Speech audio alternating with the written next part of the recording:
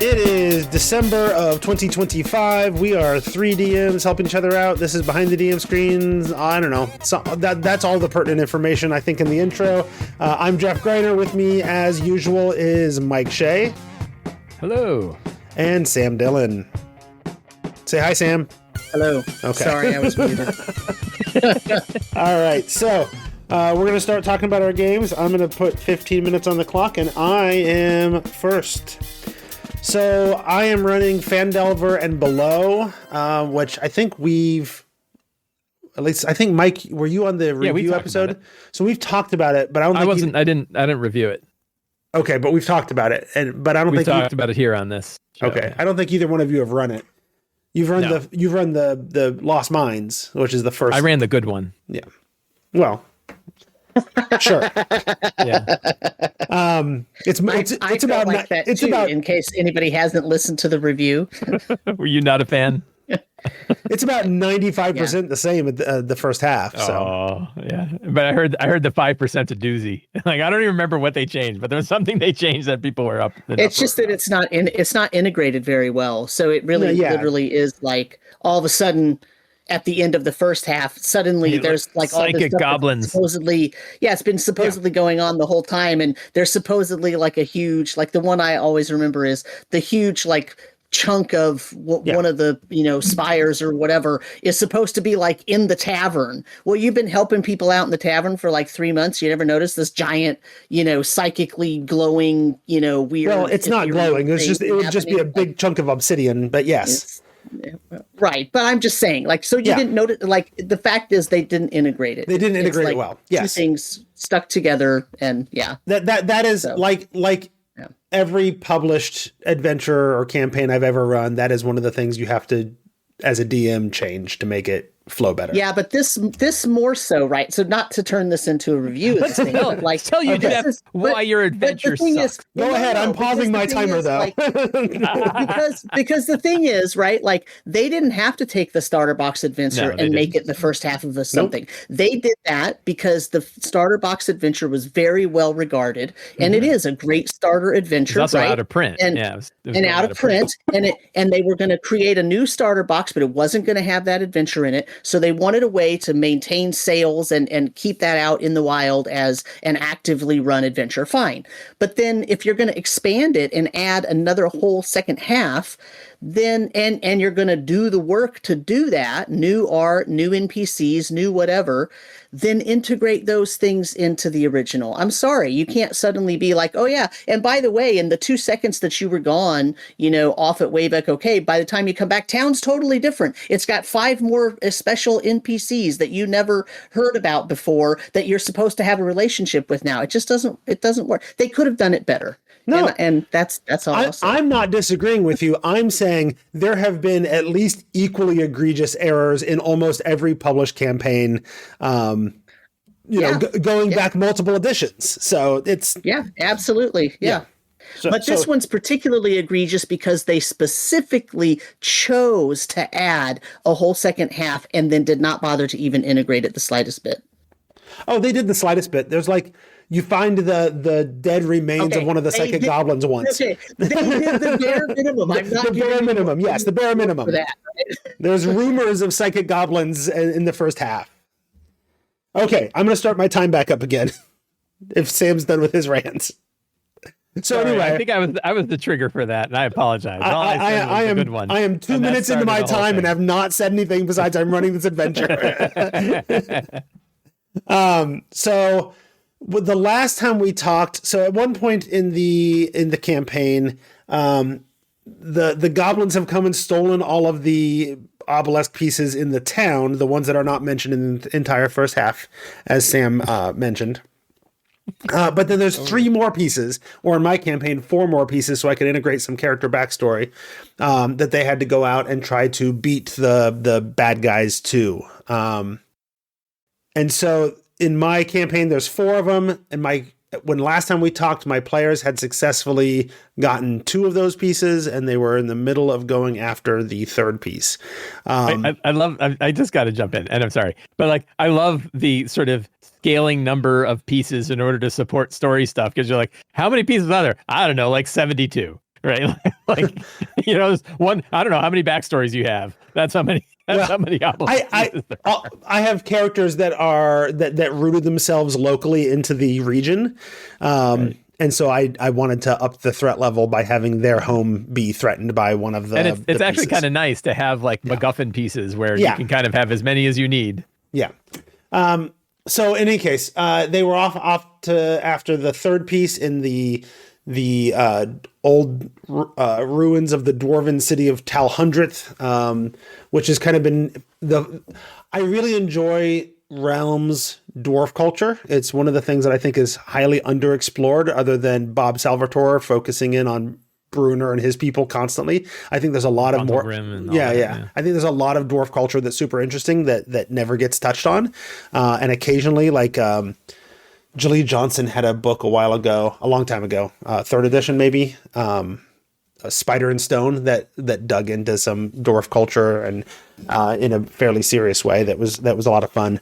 So every now and then you get a little hint of it. So Talhundreth has been interesting because it is steeped in a corner of dwarf culture that I don't remember ever seeing explored before, specifically around the faith of Dumathoin, which is the dwarven god of secrets. It is the secret under the mountain. It's really more of the dwarven god of like mining, because mining or gems, that's like the secret in the mountain. But since I'm building a meta arc in my various campaigns, they're all sort of in the same version of the world, around Vecna being a big threat that's rising, leading to whatever my version of Eve of Ruin is going to be in a couple campaigns from now. I'm playing heavily into the Dumathoin also just being a god of secrets, because that's just another alternative. It's a mirror of Vecna that you're going to be dealing with later.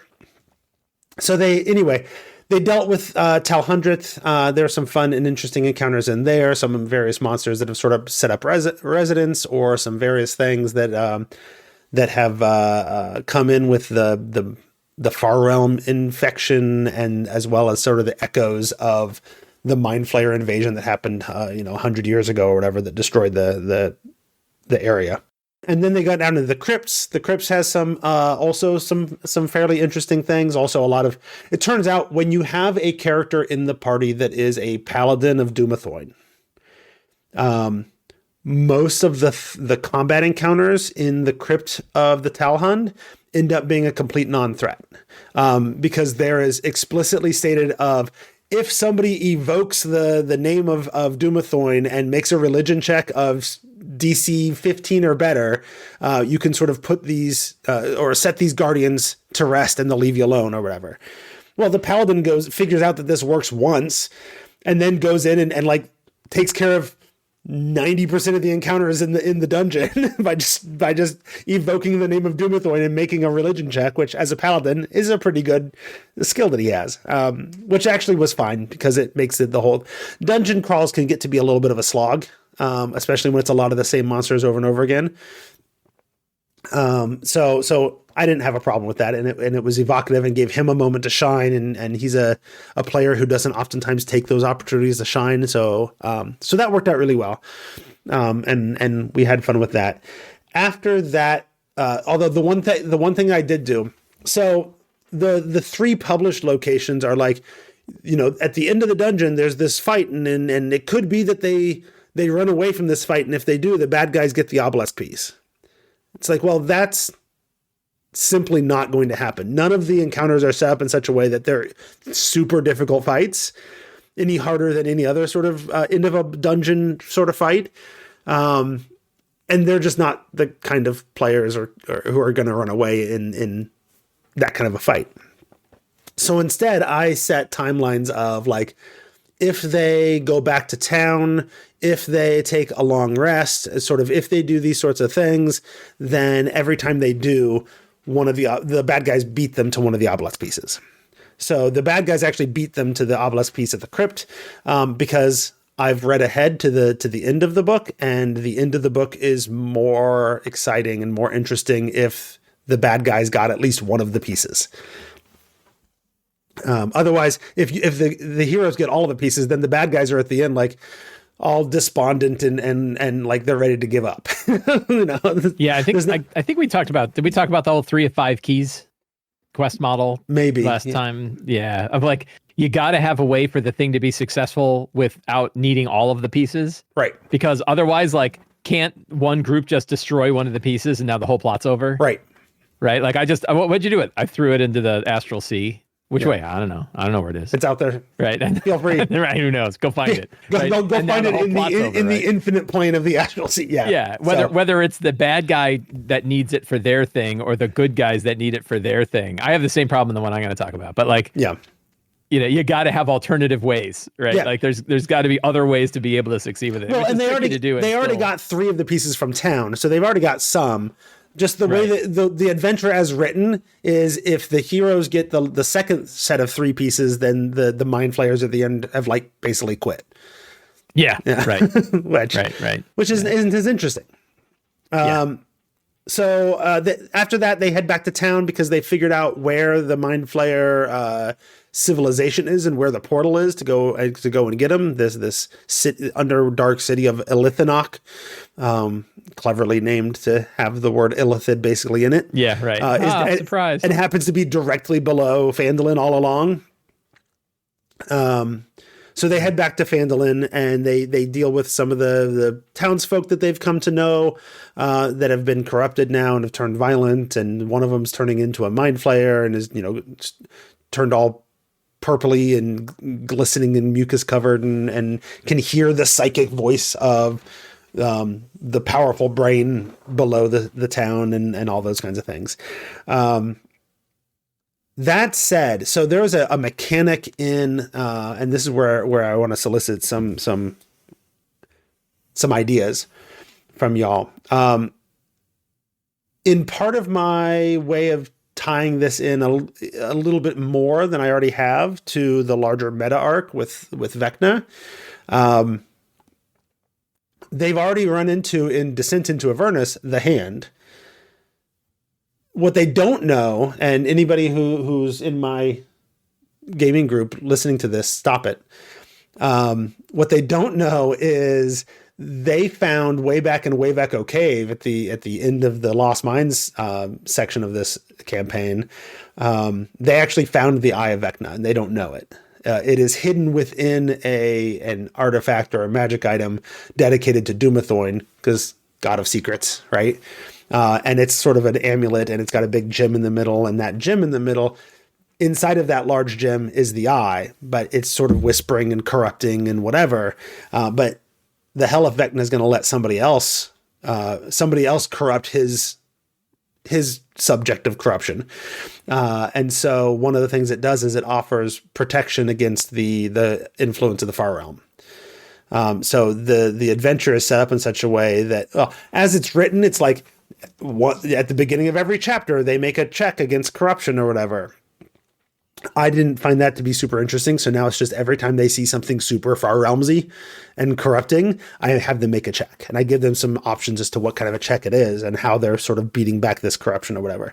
So far, every single PC has made every single check except one who's failed twice. So one PC, the monk, has failed twice. All of that is the background to say the character who has what I'm calling the iris of the hidden depths that secretly has the Eye of Vecna inside of it, that protects him from having to make these checks because the amulet is protecting him from the Far Realm. Now that one character has failed twice, he's like, I'm going to give him the iris to protect him from any further corruption. And I'm like, I did not anticipate that. That's interesting. I don't know how that's going to work. And that's where is the eye sentient? Does it, like, is Vecna looking through it?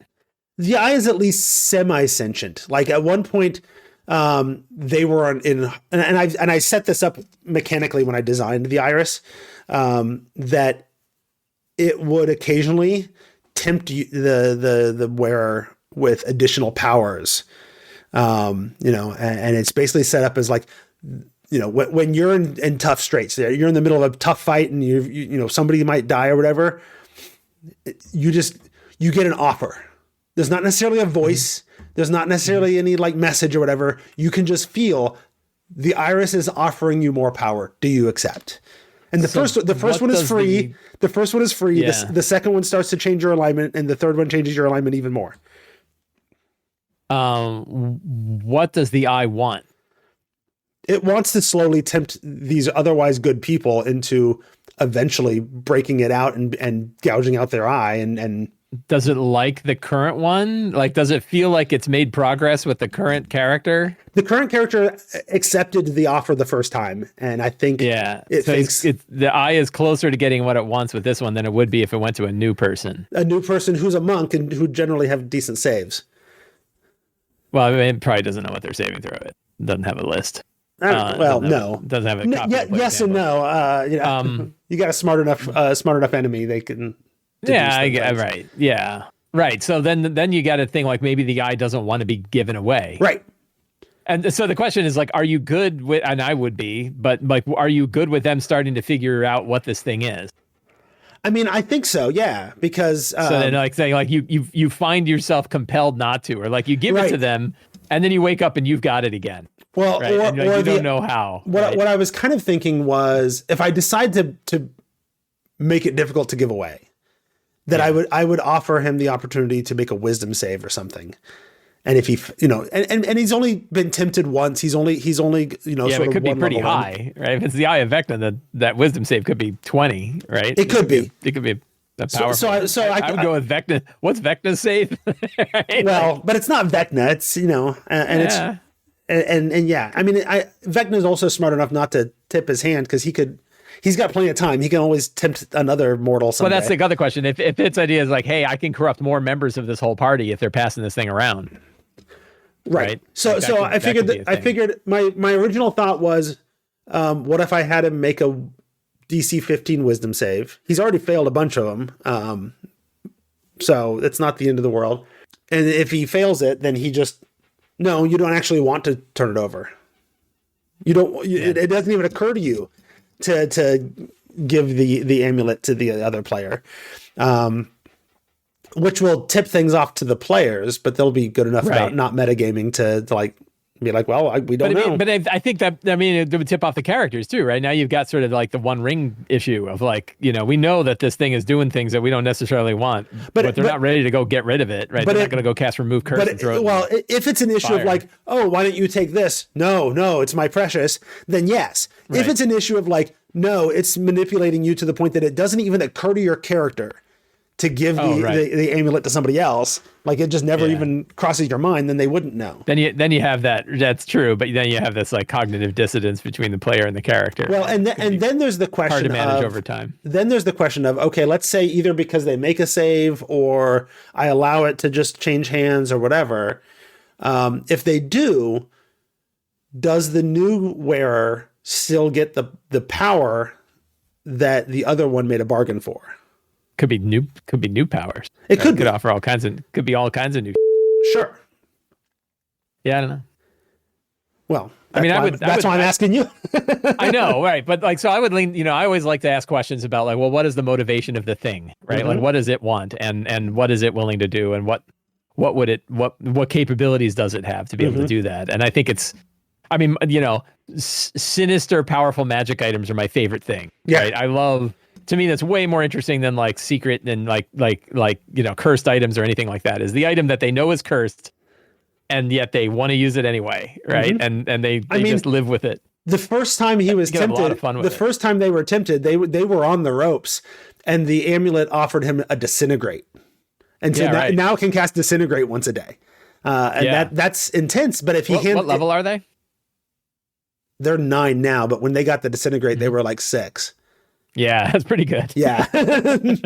Right. So, I'm very old school. So for me, I would just tell that player, look, this thing it is obvious to you that it's sentient and you do not want to let it go.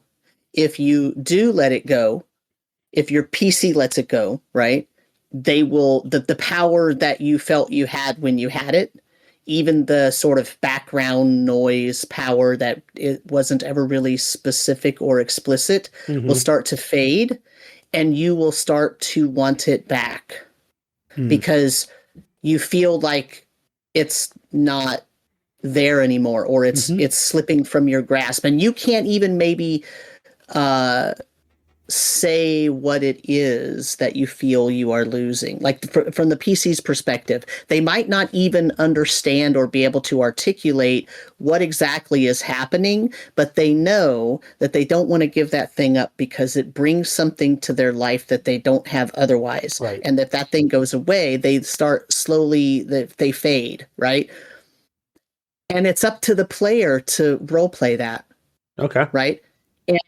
And when, and, you know, and you could still have a mechanical aspect to it that, okay, they're making a roll. And if they fail their save, it becomes obvious not only to them now, but also to the other PCs. Hey, you know, and you could feel free if they, you know, fail the roll or whatever, say it right in front of everybody. Look, it doesn't even cross your mind to give this to somebody else or let someone else even see it or touch it or use it or whatever, because it's yours.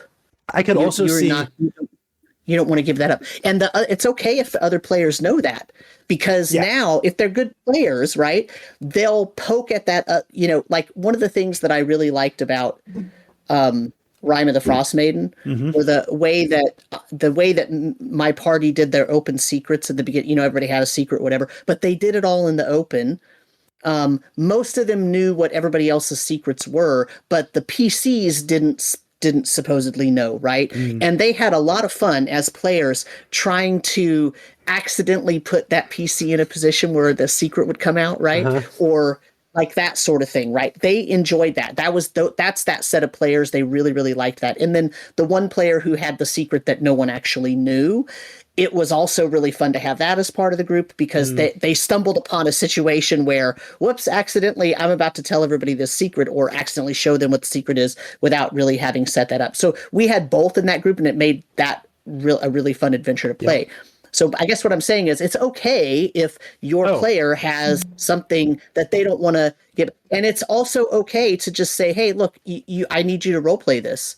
Like however you think your character would manifest that sentience, having control over some tiny piece, even if it's only 1% of that PC, like that sentience is starting to take over.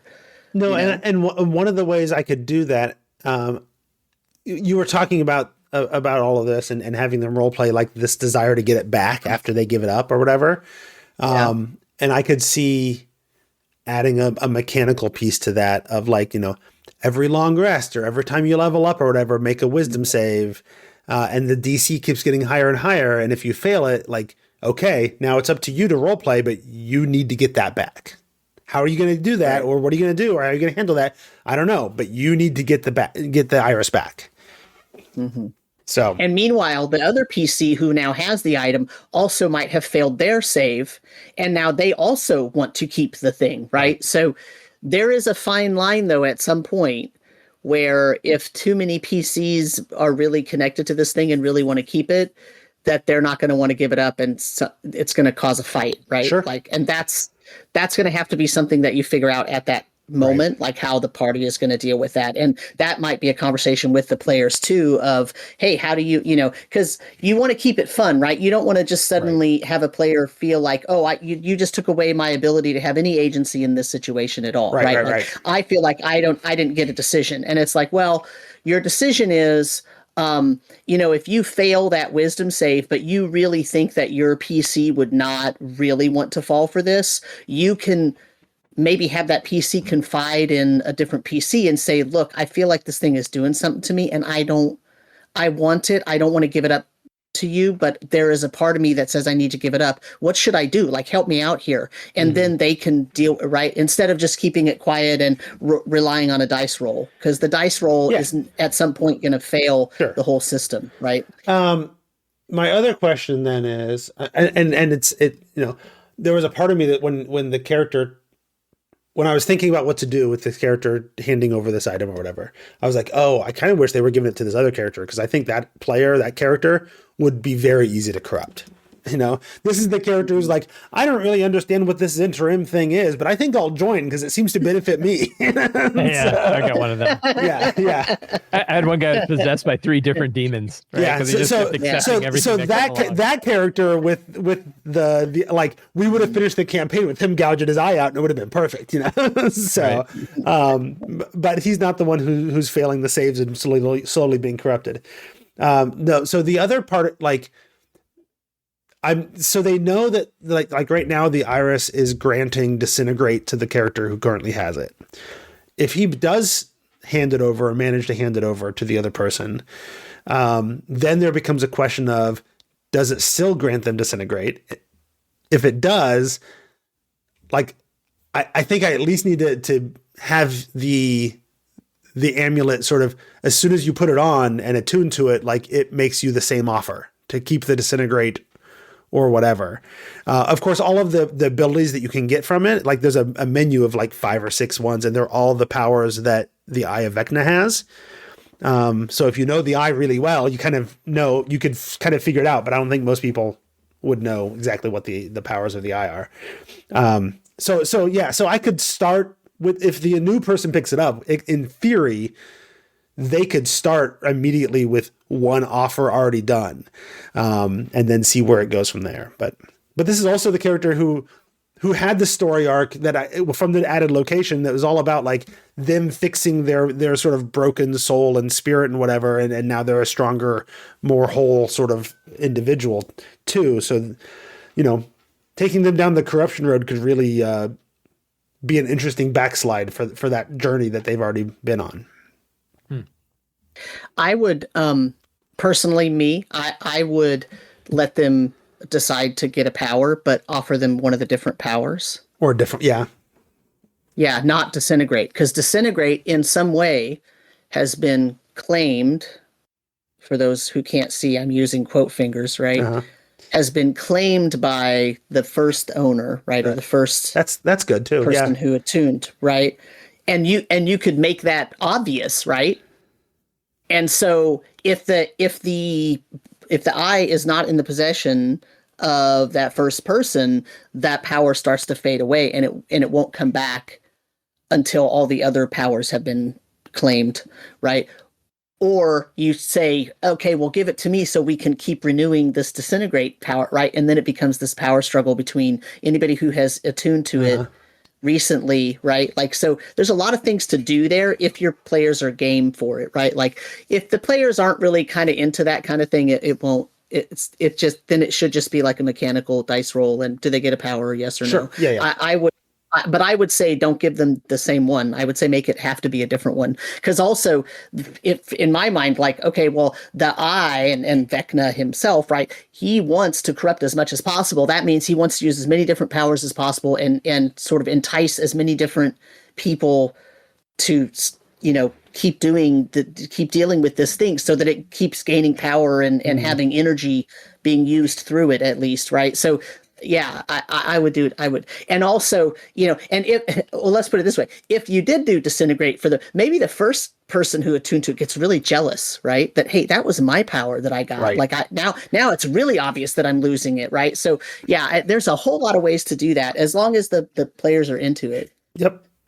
Well, that gives me lots of good ideas, but I am also well over my assigned time at this point.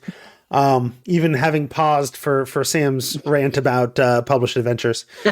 So. In fairness, I was ranting too. No, absolutely, you were.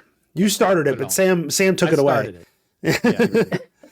I'm intrigued by the fact that you're cleaning glasses while also wearing glasses. How many glasses do you have? Just 2. Okay. 2. I mean, kind of 3. These are progressives, so it's kind of like 3. Yeah. Gotcha. But all right.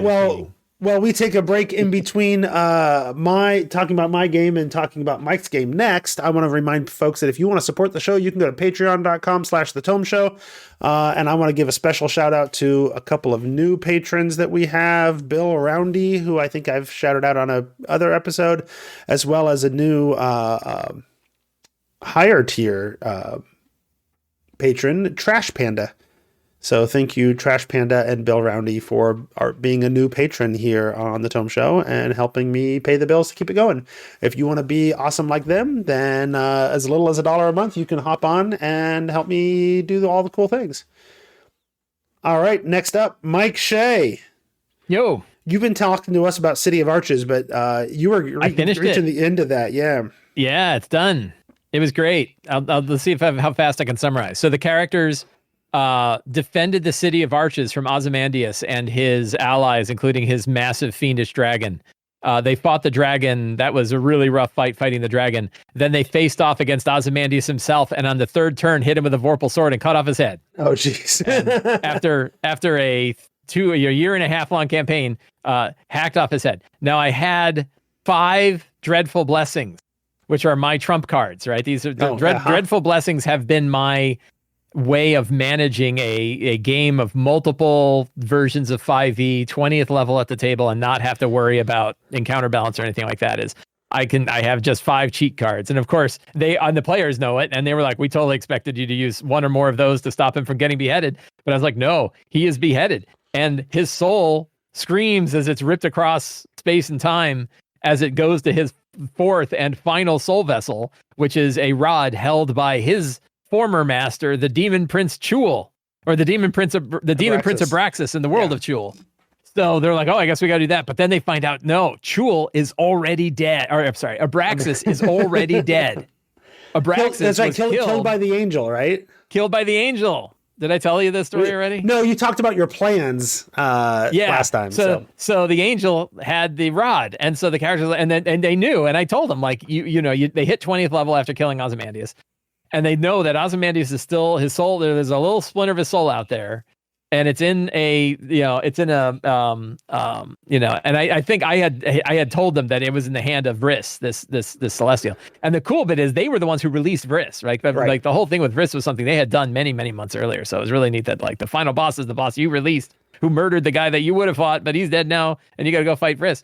And everyone's like, look, as far as we know, the city is safe, right? Like Vriss doesn't care about the City of Arches, and Ozymandias is now a thrall to Vriss. So as far as we're concerned, we're fine for hundreds of years at least, right? Before Vriss actually decides to come back here. But Vriss is going to start murdering other gods. At the very least, it seems like eventually Ozymandias is going to be clever enough to find a way to break. Vriss is pretty powerful, but maybe not. But that might be centuries. It could be centuries. That's narrative. So that's narratively interesting. Are you good with Vriss? And I already knew the answer, but like, are you good with Vriss going and murdering gods, and you could just retire, right? You guys will be fine. They're like, no, we got to go into Chul, and we're going to have to face Vriss. So they went into Chul, and they found all the demons there had been slain by the devils that Vriss had summoned from whatever layer of hell they're from, and fought a huge battle where they fought like 2 pit fiends and 4 horned demons and horned devils and ice devils and all kinds of stuff. And it was wave after wave after wave. It was a 2-session fight, a nearly 6-hour fight to fight it, and finally fought both Vriss and Ozymandias in the same fight. So they had 10 dreadful blessings across the 2 of them, and it was brutal. And they won, and multiple characters killed and resurrected. My wife's character died and had like a holy thing that brought her back. They used Wish multiple times. One of Vriss had a wish stored in the head of Ozymandias. So when Ozymandias died, Vriss pulled the wish from Ozymandias' skull and said, "Did you want to see what he planned to do for the City of Arches?" And then used it to summon a Tarrasque, and they counterspelled the Tarrasque and stopped a 600 hit point Tarrasque from hitting the table. So we were all fine with that. I had the mini, so I put the preferred Tarrasque mini. I'm like, then they're like, no, it counterspell. It goes back, and 8th level counterspell, really good roll. and then Vriss has a dancing Vorpal sword that's zipping around the battlefield, knocking off heads. And it was really crazy. So then they won, and they went back, and we had our 1 year later, and characters that retired, and other characters. One of the characters who had that crazy sentient the Vorpal sword that hewed off Ozymandias' head was a evil sentient sword, kind of an, sinister sentient sword. And he's like, 11 months of the year, I'm a nice guy. And then 1 month of the year, I'm a horror show. And I go to some other world with a sword to go steal souls from people and then come back and then I'm okay again. So everybody had like their cool stories. So it was wonderful. It was a wonderful ending to a wonderful campaign. It was really, really great. And now I'm playing Dragonbane. So previously I had 3 different 5e games that I was running at 3 different groups. One was the 3x5e, one was Tales of the Valiant, one of them was D&D 2014. The 2014 game has now ended. It ended the same week. Oh. And that one now we're switching over to Daggerheart. So we're running Daggerheart for that one. Okay. And then my Wednesday group, we're trying out Dragonbane. And we just had our session 0 of Dragonbane last week. I didn't get a gauge because I had some players that were not there physically. They were online, so I couldn't gauge body language. But I think generally people were pretty happy with it. Some people were ecstatic about it. Some people were like, I love it and I never want to play 5e again. And other people were, like, yeah, this is really cool.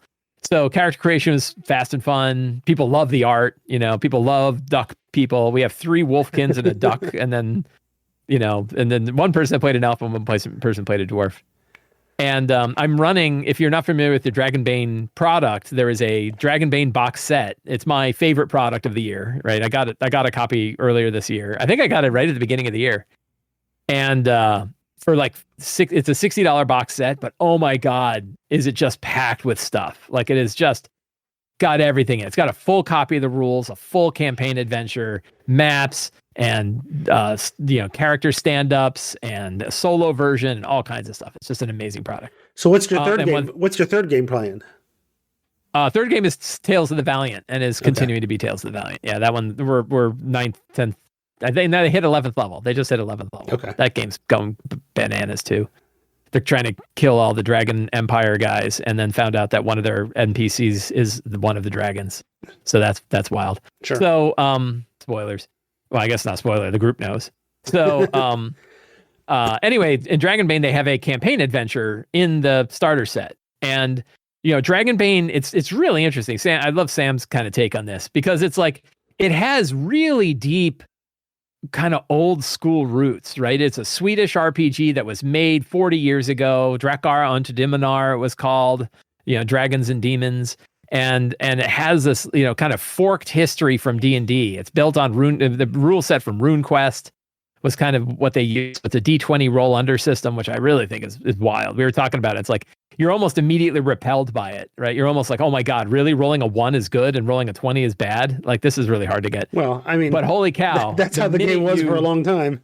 Yeah, kind of, right? But like, but then once you realize, like, wait a minute, all the target numbers that we have to hit are on our character sheet. You never have to come up with a DC. No. You just, you roll what your skill is. And if you roll that and below, you succeed. And it's like, wow, that's wild, right? That's kind of a wild, super fast to adjudicate stuff.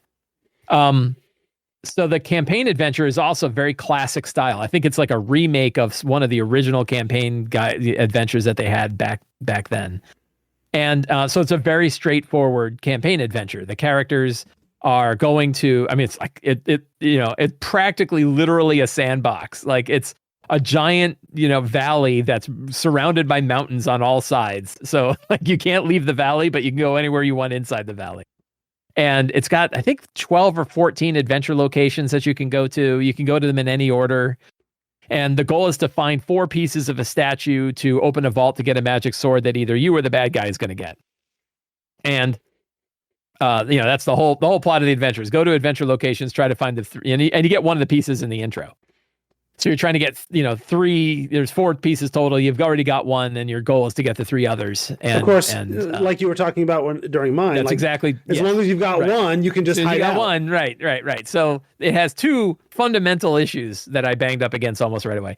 One of them is one of the main NPCs that you immediately talk to is evil and is trying to screw you. And I hate, the betrayal.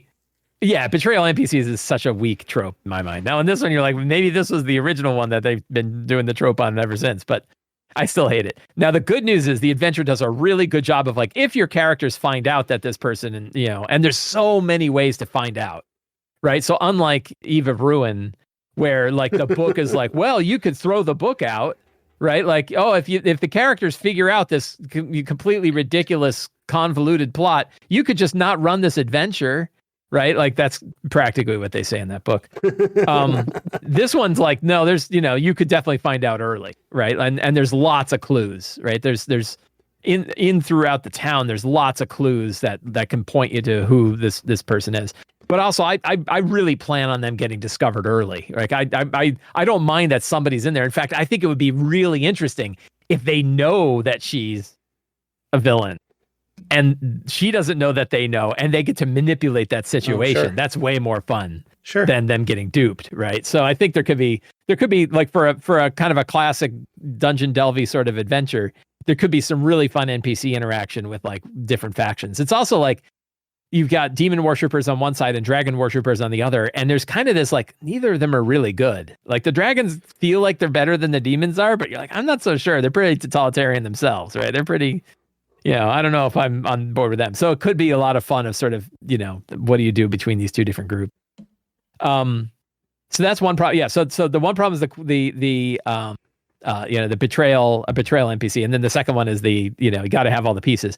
And I already have in mind an idea of like, well, the evil demon cult could have another way to be able to get into the vault to get the sword. Yeah, it's all about getting the sword. Right. They could in parallel be working on a way to get the sword anyway. So there's always the threat.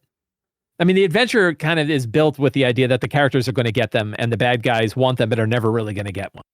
And that's fine, right? You can still keep that. You can still keep the heat up, and just never worry about the villains ever getting it. And the item, it's a magic sword, right? The whole thing is about getting this magic sword, Umdurman, I think it's called. And both groups want the sword, so there isn't an opportunity for one group to be like, well, we're going to screw the other people out of it by just smashing one of the pieces, right? Where if we could just stop them from opening the vault. Both groups want to open the vault, so neither group is going to try to destroy a piece or hide a piece or abscond with a piece or throw a piece into the astral sea so no one can ever find it, because then they're screwed, right? The thing that they still need it. So I think the idea is like, come hell or high water, the villain, they're all trying to resurrect this former, archmage of this powerful demon. And, come hell or high water, he's coming back. The question is, are you going to be able to get all the pieces to get the sword to stop him? So I feel like I've got an okay thing, but like that to me are the two tricky bits of the adventure are, worrying about the quest betray, NPC betrayal. And my players also know, like they know it's my bugaboo, right? So I can't have one because they know I hate it, and they hate it, right? Like I'd be sleeping on the couch if we had an quest NPC that betrayed the characters. And then how do you manage this? How do you manage these, the three MacGuffins? The thing I was kind of interested with Sam is it has this old school roots, but it is not like an old school system, right? Like it doesn't meet any of the criteria. It's heavy roll based, right? You're rolling on checks continually. There's a lot of like putting your thumb on the scale sort of things. Like the adventure itself is like, you get to decide where these items are, right? You place them. So that it's not randomly determined. It's not, preset that the 3 statue pieces are in the 3 following dungeons. You ascend, and I like it for this, right? That I get to kind of decide, and maybe as we're playing, we can decide how fast or slow do we want these things to occur, and if I look at them and be like, well, these adventure locations don't look like they'd be much fun to play in or run, I'm going to just omit them, and then I don't have to put, statue pieces in there.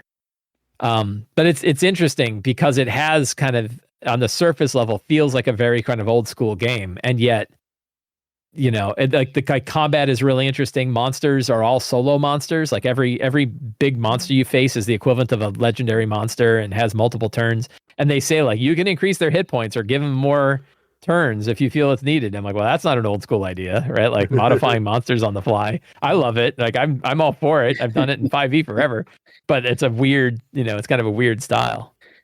So it's a really good modern implementation of the original Dragon. Yeah, I have no idea what the original one was like. Yeah. I mean, and the thing is, like the original one was trying to not be D&D, but also get the same audience, right? Because it was in Sweden, and at the same time, Germany had like, what's the old German one?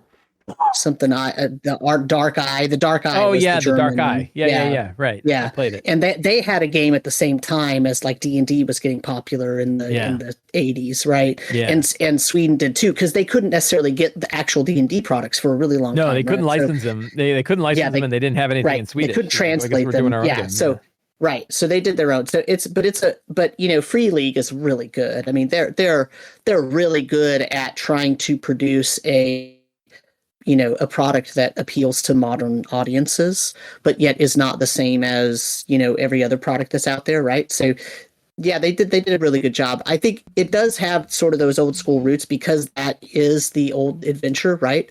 That's the old adventure that but they updated it and they made it match the system that they're using now.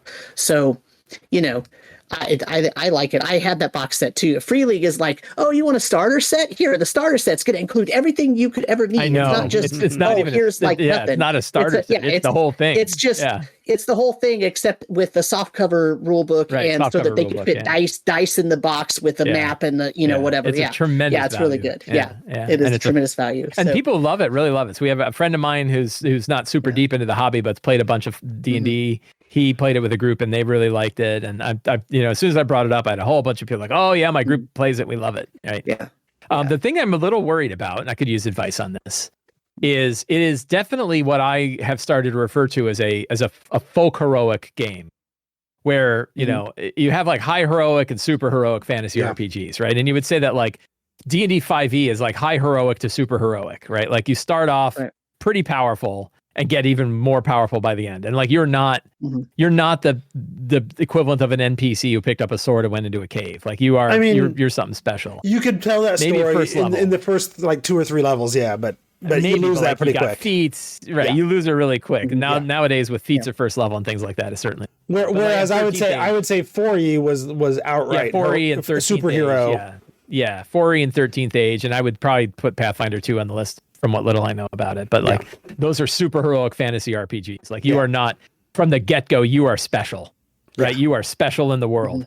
You are extremely competent. You are extremely competent. Yeah. And will be competent and even more competent as time goes on. Yeah. And Dragonbane, it's not quite like old school essentials level, but like, you would love to have 3 extra hit points, right? Yeah. Like you only get like, they have their version of feats. They have these like heroic, I forget what they're called, but you only get like 4 of them across a whole career. There's no leveling, right? So you're sort of, your skill increases or how you quote unquote level. And then you get these sort of, I forget what they're called. They're like heroic feats or heroic masteries or something like that. And one of them is like, you get 3 extra hit points, right? And it's like, 3 whole hit points. And monsters are still doing like 3d6 damage, right? Like they're hammering damage out. Right. So I'm a little worried that like a series of bad rolls is going to take a player and make them hate the game very quickly because they're like, we were getting disintegrated and surviving before. Right. And now like a griffin hits us with 1 talon and we're down. So managing it's a question that, and Sam, if you like, let me ask my thought. I've been talking about this in Discord, but it's like, how do you sell players who are used to high and super heroic fantasy games on a folk heroic game and get them to like resonate with that? Well, I mean, at some level they have to understand and buy into it at the very beginning. But telling them isn't necessarily going to mean they feel it and really understand it, right? When it happens. It has to happen, right? But like, so the thing is that the sort of the folk hero, like, it's really funny because like, the opposite, the sort of other side of, okay, well, this folk heroic, these folk heroes are folk heroes because they did the thing that saved everybody. And then that's the only thing they're known for. And they did it. And a lot of other people tried and died, and these are the ones that succeeded. Right. So whenever a PC dies, like they're one of those other masses who tried to do the thing and died. Right. And that sucks to be that player, right? Like, to be the one who. But it can. My Shadow Dark game, people didn't have a problem with it, right? They literally made T-shirts. Right. We have T-shirts with all the character deaths on the back that they ordered Meek Kelsey to own. So the way to do it though is in my experience, if I have a player who kind of is okay with it, but really thinks it sucks, right?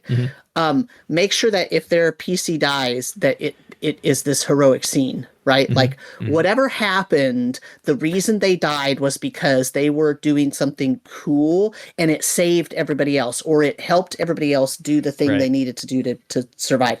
And because otherwise, if it's just like, because sometimes there's just, well, okay, the monster hit you and it did, twice your hit points, and it did 11 damage and you had 10. Right? Yeah, and you're done. But so if you could like give them one extra thing to do, like let them do one thing right as they're dying, right, and make their death worthwhile. Sometimes you're able to like, okay, that was kind of cool. I'm okay with my guy dying because he like did this thing that saved people. So sometimes that works. Sometimes that's it. But otherwise, you just really have to have the buy-in to begin with. And if they played Shadow Dark, then different group. So my Shadow Dark group was a group of GMs who have been playing forever, and they were eager to try it, and they embraced. And it wasn't sure. I didn't give them. I did the like what you just talked about of making sure they have that final moment in that heroic. I did the exact opposite of that. Right, like I gave them the worst, ground them into the most horrific deaths. Like where like a green dragon gently plugged their nose and then breathed chlorine gas into their mouth, so that all their innards liquefied. Right, I did, and then they made a T-shirt out of it. They were really excited. My one player who was really sad because her character lasted almost the entire game. My only additional thought is that this could be an interesting opportunity to show, not just tell. Put a highly competent NPC in front of the players. It's just wiped out by a manticore. And then have it get wiped out by something that they feel like they should be able to fight. So somebody who's slightly more competent than them, and then watch them get wiped out because they were too brazen. They faced the first encounter. They faced some goblins, and then a goblin riding a warg. And the goblin riding the warg is one of those monsters who literally acts 3 times per round. Yeah. So it's just all over the place. And at one point it roared and did a fear. And everyone's like, I wonder what fear is. And I'm like, I'm not sure what fear is. And that probably means you have disadvantage on attacks or something like that, right? And then we looked up like, oh my God, no. Like you're running away. And the other guy, like he like drained all his will. And then they're like, holy cow, that fear is awful. Okay, that was the worst, right? That's an old school fear. You really turn and run, brutal. Turn and run, you and blindly run. Yeah, and and losing all your. Yeah, so will is like your magic points. It's like losing all your spell slots. Yeah. Right. And so they were like, "Wow, this is hardcore! Oh my God!" From a wolf, a goblin on a wolf, right? Like. So, I look forward. The thing is, though, when they actually defeat one of those things, though. Oh yeah, they did. And it was they loved it. Yeah. It was epic. Yep. So as I'm looking for, I really hope they buy in. I look forward to in the next few months finding out how the rest of the campaign goes and what that story ends up being. In the meantime, though, we are well over 50 minutes into our recording and haven't even given Sam his time yet. So I know it's his turn.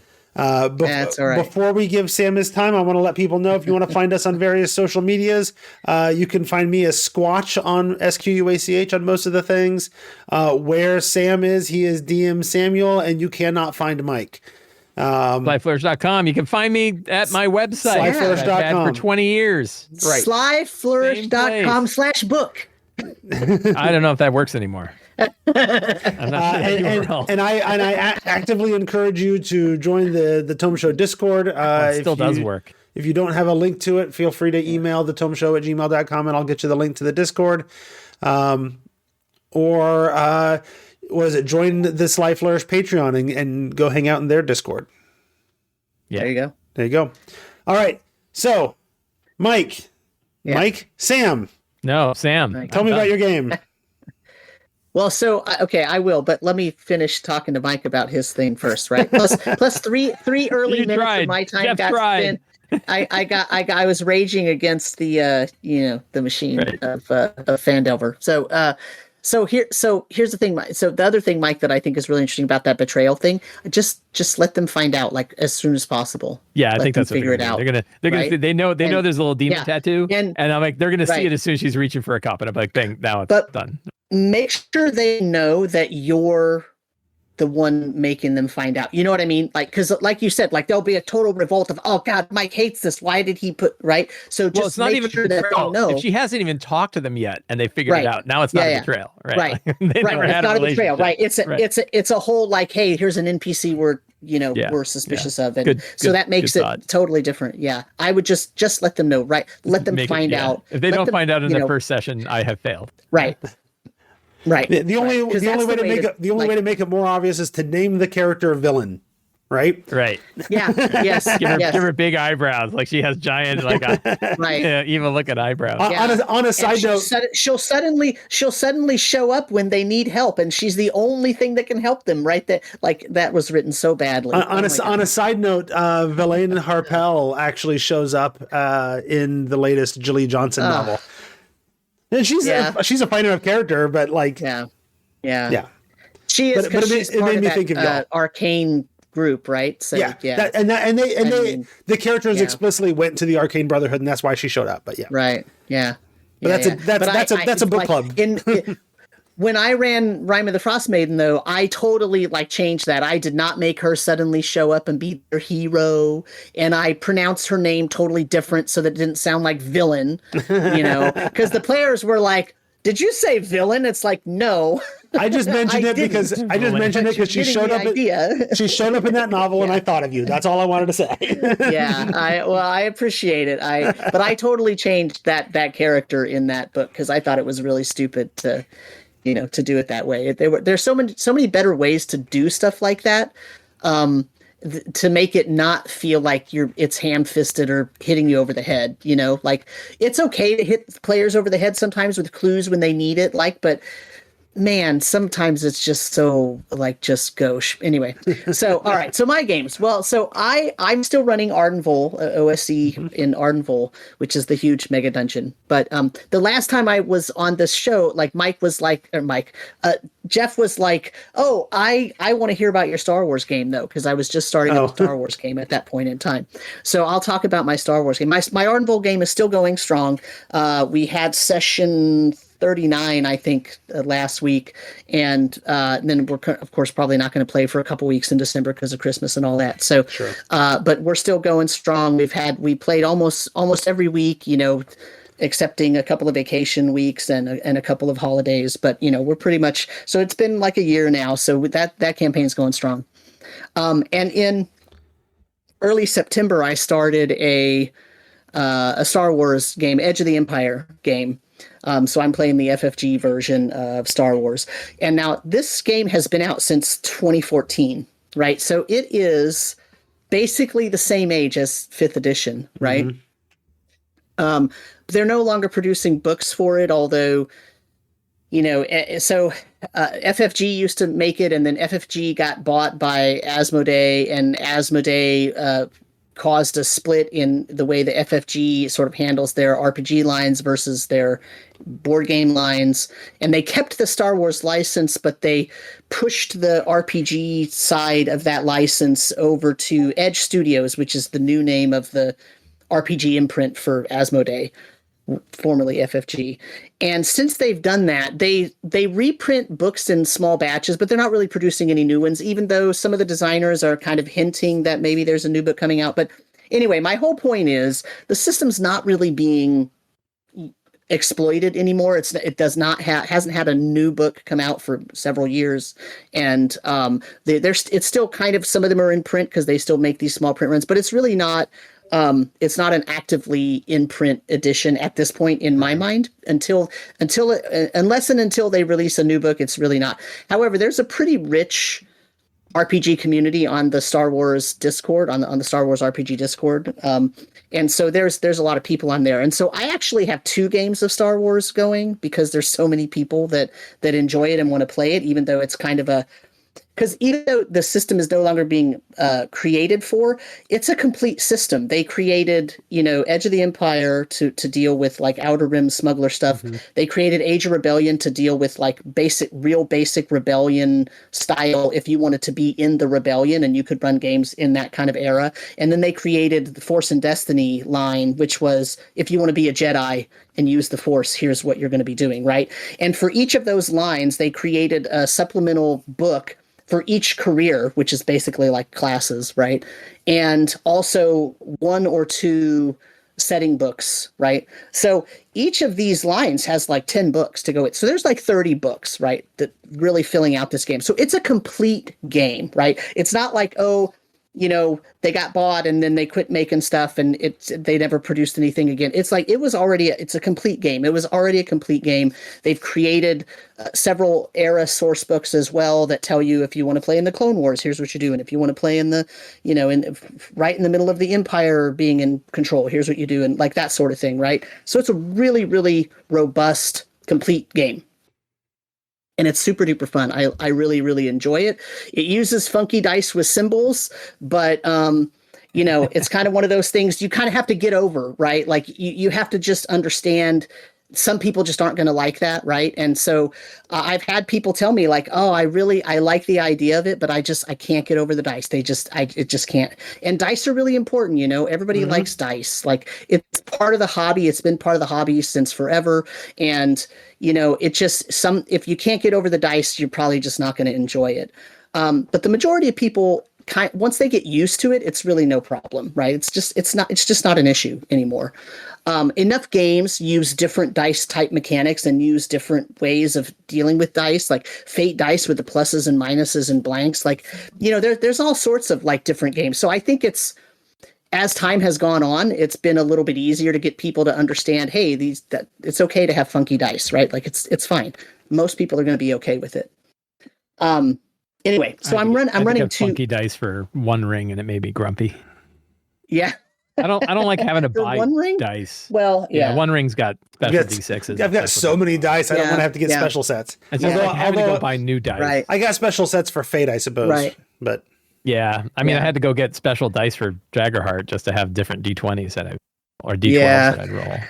Be grumpy. I mean, if that's my biggest problem is having to get another thing of dice, like I'm probably okay with that. It's special dice that I'm not going to otherwise use for anything that bothers me. Right. Daggerheart, I don't mind because I got plenty of dice. I can put together a Daggerheart set. Yeah. But anyway, so I've got 2 games going. So I've got a game that's a campaign that's of my own creation where I'm using a part of the galaxy that doesn't have a lot of expanded material. It's Edge of the Empire. So all of my PCs are like scoundrels and, smugglers, and they all have big obligations that they owe money, and they have like family obligations. They've got all these different things. And so I put them in this part of the galaxy that they don't know hardly anything about because they're trying to run from all their problems, right? Because that's the best thing to do is have them run somewhere where they're just going to run into more problems, right? And so they get over there, and it turns out that what's happening in that part of the galaxy, we're playing in about 10 years before A New Hope, right? So the Empire is in full swing. It's massively powerful. They're building the Death Star right now, although nobody knows it. Mm-hmm. They're committing atrocities. The Rebel Alliance is not even, it's barely a whisper, right? It's just not a powerful, anti, Empire thing at all. And so, so basically the party is as they're going around, they're going to these different systems, doing these different jobs and helping people out. They're sort of learning about these atrocities that the Empire is starting to commit in this one region because they figured out that this region, now the party doesn't know this yet, but what's happening is the Empire figured out that this region, and for those of you listening who know about Star Wars, it's the Centrality. And the Centrality has this planet in it, their system called Tund, T-U-N-D. And Tund is a place where in the expanded universe, in the it's not canon anymore because Disney, but in the expanded universe, Tund was a big vergence for Darkside Force. And so and there's this set of people called the Sorcerers of Tund who used to, they don't call it the Force, they call it the Unity, and they don't see a dark side and a light side. They just use the power at like a sorcerer does, and they use it for whatever kind of magical thing that they want. And the Emperor sees this and keeps it secret that he found out about it, and then he wants to he's going to go exploit this this vergence, right? But before he does that, he sends a Moth, right? He sends a big, and some imperial governors to go start ruling over these systems. And as they're doing it, they're starting to kind of rob all of the natural resources out of all the different systems that are in this little sector of the galaxy. And the system was economically disadvantaged. They had like a plague recently, so their couple of systems that were producing all of their food crop for the whole region was starting to, like, a lot of the crops were starting to have all these weird diseases and everything. And so the Empire showing up and saying, hey, we'll give you these resources and we'll help you and we'll send some scientists to help figure that out. And, we're going to start funding. There's this one system called Lakua, which has this this sector-wide famous university that has like all these scientists. And so the Imperium comes in and it starts to give money to all these scientists if they go do the research that the Empire wants done. And so they're doing all these things, and they're going to end up, of course, exploiting the hell out of all of these people and basically ruining all their systems and everything. Well, the party shows up, and they're just sort of tooling around and trying to do these jobs to make a little bit of money and pay off some of their obligations and all this.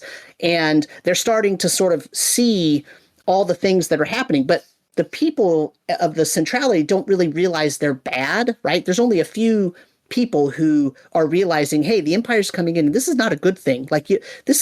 It seems like it's good for us, but it's not really good for us. Here's where this is going to end up. Isn't anybody paying attention? And the party is sort of starting to see all these little, weird cracks in the local governments compared to the Empire's, the imperial governor and like all of these different things. And the party is going to end up in the middle of something real bad. And they just showed up. They were supposed to deliver this package to one of the professors on Lakua, and when they pop out of hyperspace and they get to the system, there's a big Star Destroyer in orbit around the planet, and they're like, holy this is not a good thing. The Empire's not supposed to be over here. Like, what's going on? And so they go down, and it seems really benign. Well, the Imperial, the Imperial Security Bureau, the ISB, they actually are coming in, and they have a whole new sector of their bureaucracy, called the Research Council. And so ImpRec, the Imperial Research Council, they come in and they look at everybody's research and they say, hey, if that's good research, we're going to give you a whole bunch of money, and we're going to give you these grants, these obligation-free, quote unquote, obligation-free grants to go out and do all this research, right? And it sounds real great if you've been struggling to get your research funded for a really long time, and someone comes in and says, hey, here's 1 million credits. How about you use that for your research? And it sounds like a fantasy land, right? Which it is, of course, because they're going to use it to completely exploit. So if you're handing out grants, I've got a project I want to work on. That right? I know. I'm telling you, right? So that's kind of what's going on. Meanwhile, there's a part of that on that system. There's a whole there's a group, a faction that is sort of growing. And their whole problem is, we don't want the Empire coming in and stealing all of our intellectual property. Like, that's just robbing us of everything that we've ever built up. They're just going to come and take it, and they're going to claim ownership over it because they're giving you all these grants. Like, you people are crazy for doing this. Like, we can't do this. And so there's all this sort of internal faction battles. And of course, one of the PCs is an archaeologist player who wants to go and wants to actually go do research and wants to work with one of these professors from this university, and now is hearing from this professor, hey, oh, by the way, I have some colleagues that are over on this other system, and the Empire is doing an atrocity over there, and I need your help because you have a ship and you're sort of flying under the radar, and you're not really from this sector, but can you go over there and rescue my friends? And they'll load a bunch of their ancient artifacts onto your ship and help rescue it, because otherwise it's going to get destroyed by the Empire because they're committing an atrocity over there. And so so that's exactly what's happening here at the end of this last session. They had to sort of perpetrate a plan to make this Imperial officer who was trying to find them distract him and look the other way so they could take an artifact and leave. And when they start looking into this artifact, they learn about this whole atrocity that's happening over on this other system. And so that's what's going on. So that's one game. My second game is I decided I had run the beginner box, the beginner game of Edge of the Empire when it very first came out back in 2014, 2015. And I had a lot of fun with it. And then when I ran the game back then, I just ran other adventures. I only ran the beginner box and then something else. I never like ran any of the other beginner boxes. But now I have all the beginner boxes. So I thought, well, maybe I'll teach people how to play. So that's why I brought up that Discord that's very active, because I posted a listing and said, hey, you know what? I've decided I've been running this game for a while, but I want to run the beginner boxes just to show people. So I'd like to run it for newbies who've never done the system before, or who are interested but have, never played, haven't played much because you're a GM all the time, or if you've only played once and it was never the beginner boxes, like I'd be willing to run a game. But so now I'm going to run all the beginner boxes. So last week I ran Edge of the Empire beginner box. Next week I'm going to run the Age of Rebellion beginner box, and then the second week of January I'm running the Force and Destiny beginner box. And then there was another beginner box they did when The Force Awakens came out, the movie, and so I'm going to run that one at the end. So that I kind of have the second game, because now I have this group of players. It's like, yeah, we want to play all those. Let's do it. So yeah. That's awesome. Well, I look forward to hearing more about that as well. I hope you don't mind that I'm not giving you tons of really extra time, because we're already well over an hour at this point. Nope. We're done. But I'm looking forward to hearing more Star Wars. You give us the sci-fi gaming fix, and have for a while, because you were talking Traveler before. So yep. Old school, and sci-fi, whereas Mike is old school and experimenting with as many games as he can. So all kinds of good stuff. All right. Cool. Well, in that case, I want to say thanks to both Mike and Sam for joining me this month, for Behind the Game Screen. Again, if you want to support the show, go to patreon.com/thetomeshow. If you want to find us on the various socials, you find me on Squatch. Sam is DM Samuel, and Mike, you have to go to his website, slyflourish.com. It's such a chore. And go see what he's got. Well, it's not a social media is my point. Slyflourish.com. That's right. And that's all we got for tonight. So say goodbye, guys. Bye, guys. Bye, guys.